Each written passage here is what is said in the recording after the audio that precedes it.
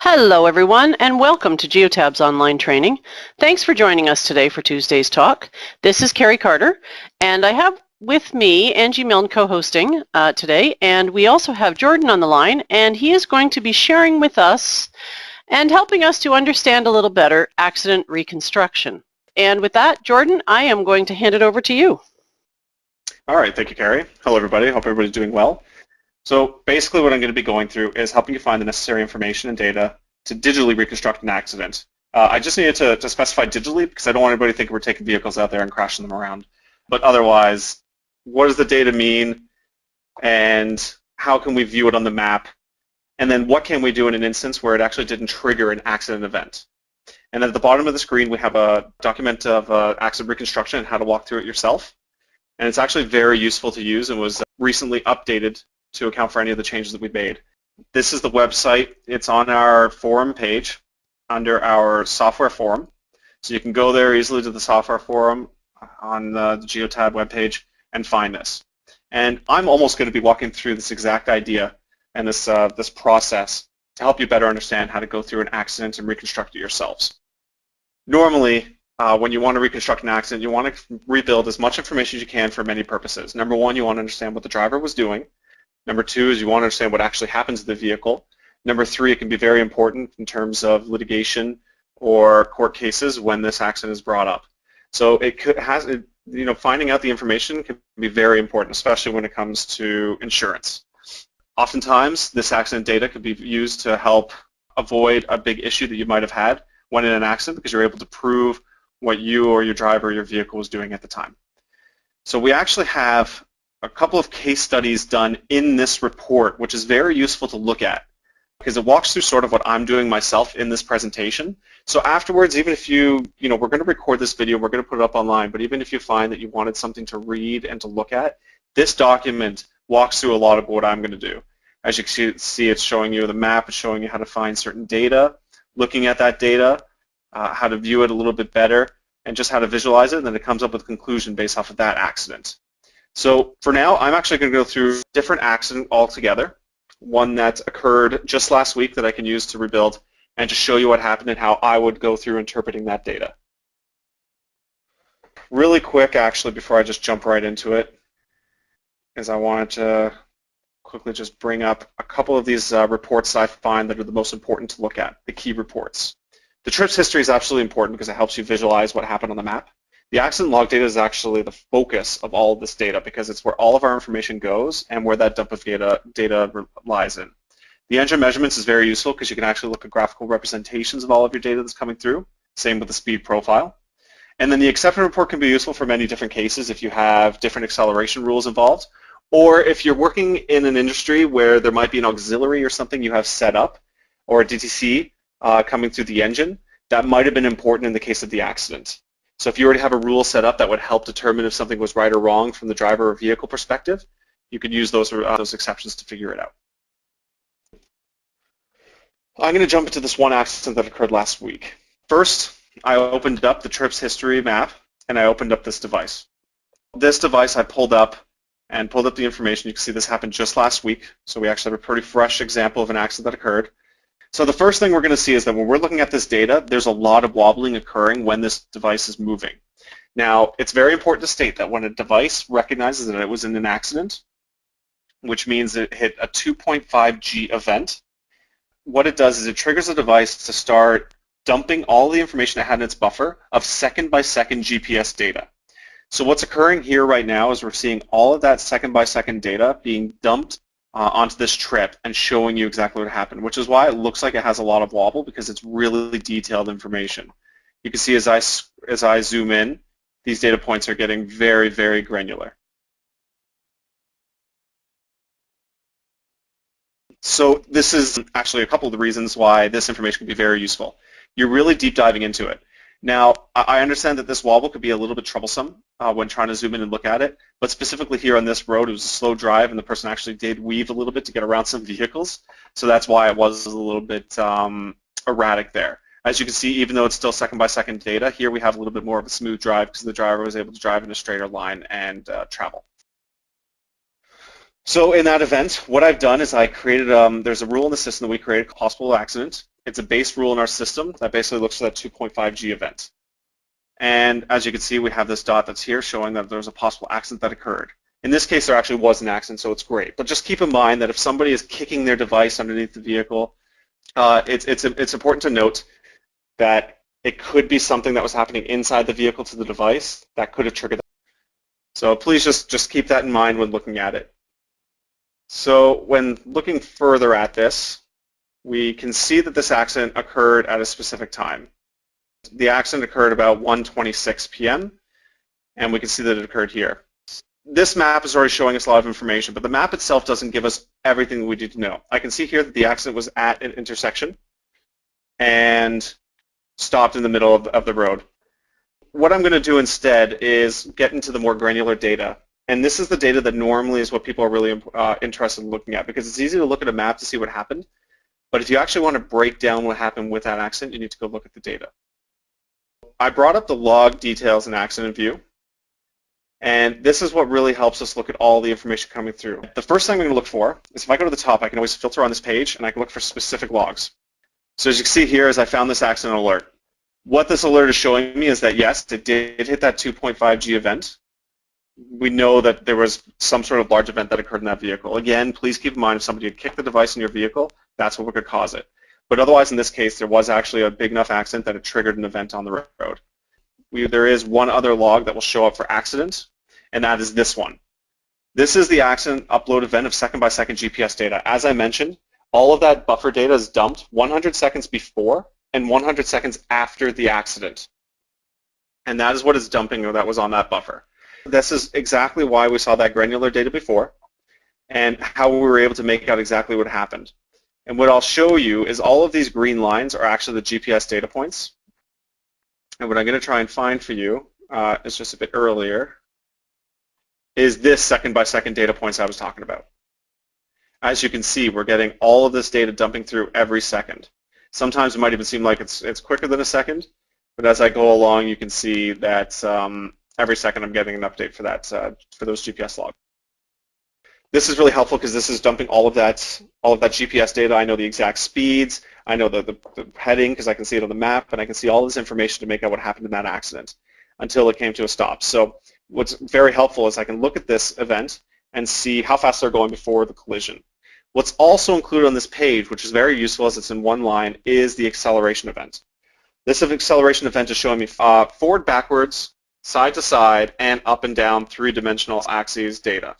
Now, normally when we're looking at this data and somebody asks a Geotab engineer to look at it or an engineer looks at it, this is the data that they're most focused on, because this data is really what explains from a physics point of view what happened to that vehicle. So as you can see as I'm looking through it, there was some acceleration events happening. That isn't buffered on a second-by-second basis because we're already reading it at 100 hertz, and we're getting those updates based off of Geotab's curve algorithm. And in the event of an accident, it's going to be granular enough that it actually might be more often than second-by-second. I will show you an example of that as I get closer to the accident. And as we can see as I drive down, we're going to find an event here. We can see that there's a lot of events happening. You can see that even in 2 seconds, we have 6 different events. That's important to note because that's actually an example of what I was pointing out, that it's actually more than once per second. I know sometimes there's questions that people are asking saying it's happened this often. It doesn't make sense. This is actually exactly what we'd expect to see because there was such an intense collision. We can move along here and look at all this data. And this data is actually telling a very big story as to what happened with this device. So what the first step is I would do is I'd find exactly when that accident data triggered. So here I can see that about 26:58, there was an accident that was recognized. So I'm looking around this time. Here I can see these large G events. Remember, as I pointed out, it's about 2.5 G event that triggers an accident. And here we can see that there was a 6 G event. What I'm going to do when looking at this data is I'm going to read through what was occurring and then what ultimately happened. So as far as I can see, looking at this green data coming through, the driver was driving, slowly accelerating up to a speed, about 85 kilometers per hour. I apologize, everybody from the US. I'm just looking at this in kilometers per hour on my screen, but this can easily be viewed as miles per hour if that was necessary. as you can see, the person was driving around 74 kilometers per hour, and this is at 57. And it was upon that point that we're getting this a lot of these updated pieces of data where we can see that the accident occurred. So what I'm seeing at first is that there wasn't a sharp decline in the acceleration data until that collision, which is telling me that the brakes at that point in time were not slammed on to try to avoid this accident. If that was the case, we would have seen a very large spike of a G event. This might have been a minor one here that occurred, and then a larger spike from the actual accident.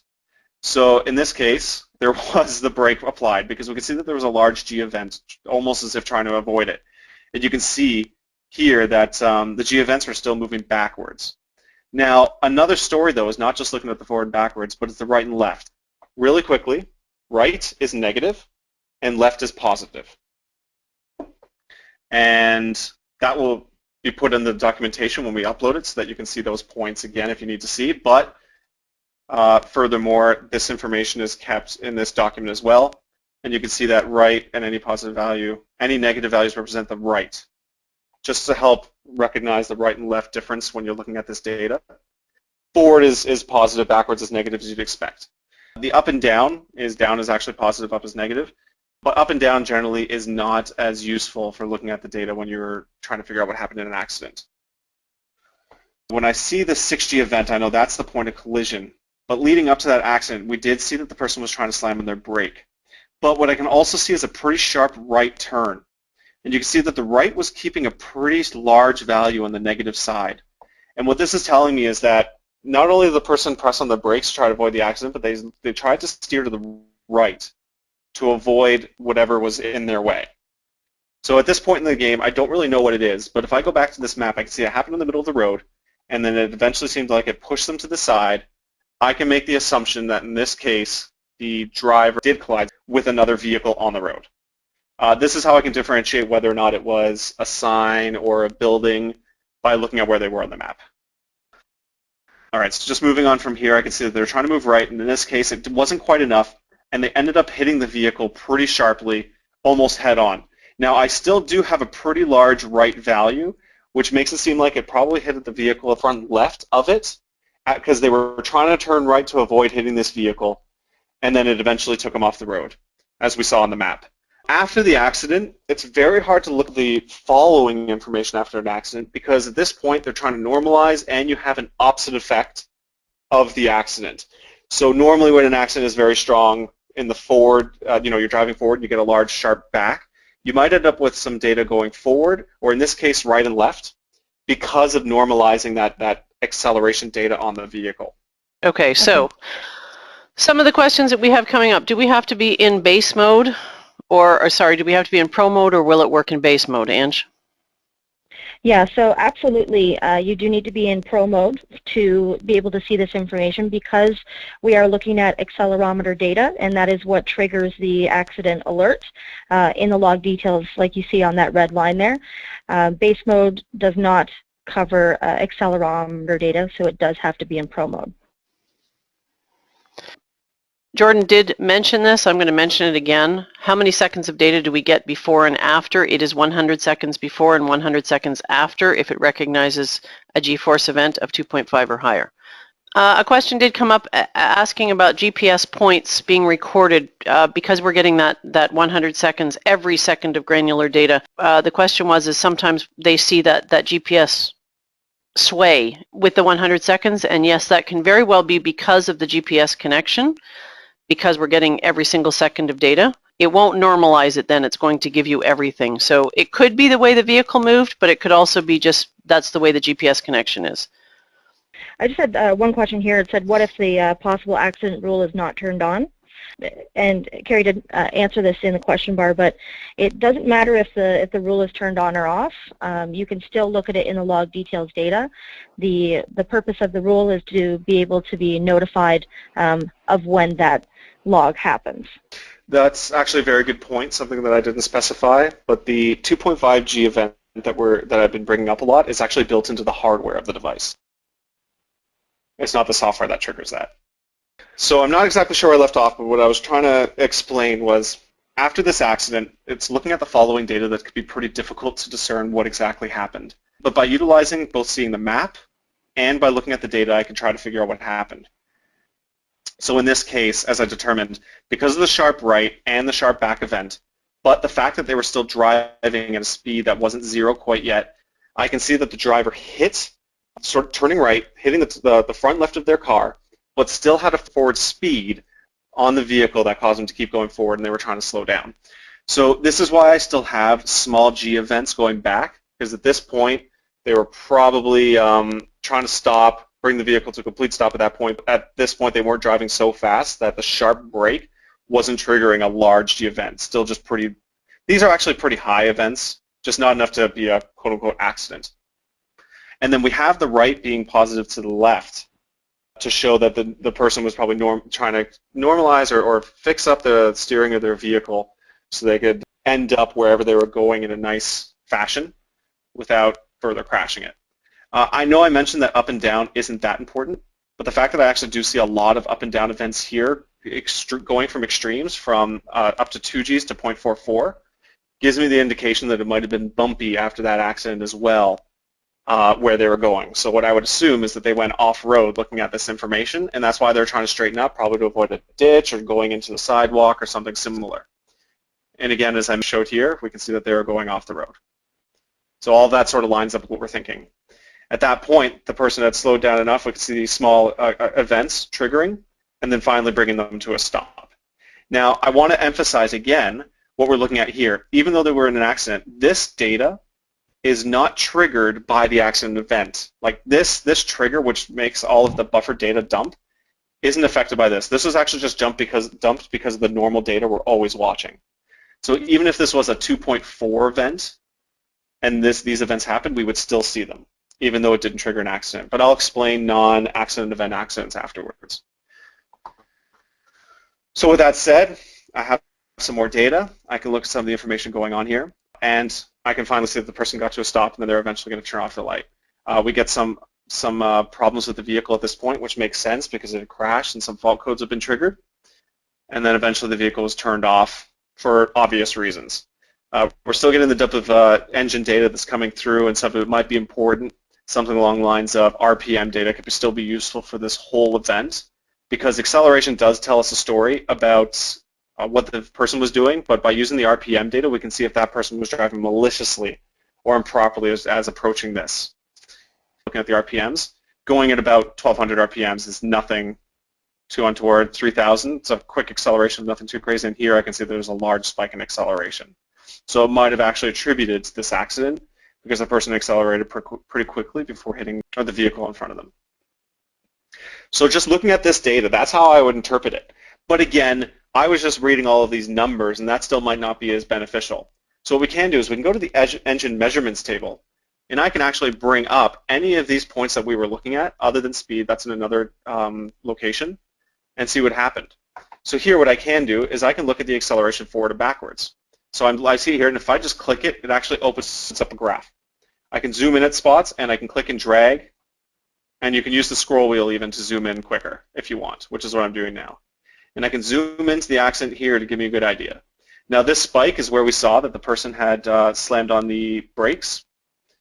And this event happens normally before an actual accident, because when you're normally slamming on your brakes pretty quick, either your anti-lock will kick in, which has a toggle, or the person themselves isn't just slamming and they're letting go because they know well enough how to approach a vehicle. So in this case, they might not have thought they'd get into an accident, or the anti-lock kicked in, and this is when we hit the vehicle. So I can't determine at this point whether or not the anti-lock kicked in, but those quick spikes up and down would make me think that that's what happened.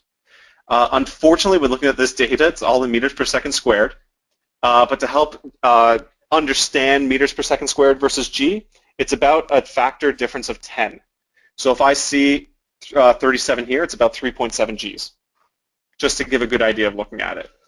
And if we remember seeing it, we saw a 6.6 event and a 6.7 event in there. I can see 67, divide by 10, and that's where I ended up.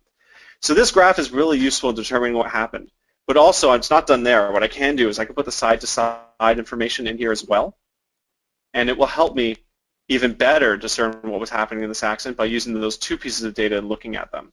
Remember that negative is turning right. And here you can see a good indication of that hit. that it was an event that hit them backwards and to the right when they hit that vehicle. And when I say backwards, I mean the acceleration backwards. It doesn't mean that they turn backwards. What I could do, again, is if I go back to this page, there might be other pieces of information that could be useful to look at. If I want to look at the RPM data, I can bring that up as well. And you can see here that large spike that we had found until the accident then slowed down. And you can use a lot of this data to figure out faults, to figure out what the vehicle is doing, and etc. You know, I won't exactly tell you what you need to use the data for, but I assume in most cases you know what you're reconstructing an accident for. There's probably some other pieces of data that could be useful that if you're looking at. If you were set up with an auxiliary that, as I mentioned before, might have been important to look at. Maybe there had to be a PTO on or something or off, it's sort of an example. You could look at that and see that on the graph as well, or look at the data in here. At this point, you have a lot of capabilities. Now, the reason why I didn't show the acceleration events here is because we show each individual acceleration event on this page, as opposed to the accident data where we put them all in one line, and I find it pretty easy to read. That's just my own preference, but by all means, you're able to go to the engine data and see that yourself. That pretty much reconstructs this one accident. This accident itself didn't have a lot of engine data come through. It's unfortunate, but in some cases we might show that the, you know, if you're set up with, say, a Mobileye device, you can see that the turn signal was on or off at that time. That could help determine fault, or if the person was doing something right or wrong, if they were changing lanes, and beyond, depending on what type of vehicle you're driving. A lot of you know the different pieces of data you can get from a vehicle and what might be helpful. For example, cruise control. If the cruise control is being used, that's a pretty good indication that something had occurred when a person was driving. It wasn't because they were driving maliciously or they were speeding up or accelerating. It was they were already in a cruise control. You can see if they were slamming on the brake by looking at this accident data to see if they had reacted. And this is how I know that at least there was a reaction from the driver. So I can't assume the driver was not paying attention at all and just hit somebody from behind. They were aware and they tried to avoid the collision when they had the chance. Really, when we're looking at this data, I know it looks like we went through a whole story, but we're looking at about 1 to 2 seconds worth of information before that accident really occurred. So that could be very helpful too in looking at it because of how granular this data gets. Again, a lot of this information is there, and we have a speed profile as well that can be shown in a graph just of the speed as opposed to you know, the acceleration or the RPMs. You can get the speed up there as well. This document pretty much goes through what I went through, maybe just not as explained as much as what I just did, but the explanations are pretty detailed here to help you understand what occurred. And now that you've seen me go through it, it might help you as well. Now, one thing I'm going to quickly go over is 100%. I don't expect everybody to you know, be on top of the physics game, because this is a lot of physics to understand what happened. And I'm just trying to help you rebuild the story to a point where you can, so at least you can understand what happened. Keep in mind, this is the information that the lawyer's engineer or an engineer is looking at it, or somebody who's really good at looking at the physics data of accidents can use to reconstruct that accident for actual usage if it needed to be outside the company. So I hope that helps paint a picture for everybody. We do have one other example we can quickly look at, which is actually this exact example here. We can see this trip, somebody had been driving, and I can see in this case it was in a parking lot. And it looks like the person had to turn around, get through, and as they were leaving is when they got into an accident here. And then they turned around to stop. And I have the possible accident that occurred here. And, sorry, just idling there because the person was waiting to get out on the road. Now, one thing I'm going to point out here is, as we can see, it's a little bit off the road, and it's a little bit confusing when looking at this. Using the satellite view can be very helpful. And already I can see here that looking at this accident view, the street is actually right in the middle, even though it's bigger. And what I can see here is that since the person was idling at this spot and got hit on the road, what I can figure from this is that the person turned right to leave, and then didn't notice that somebody was still coming down the road and got hit by them. And when I go look at that data, again, I can look at this time. I can see that it was at 7:23. So if I go to 7:23 that day, I can see the information that occurred.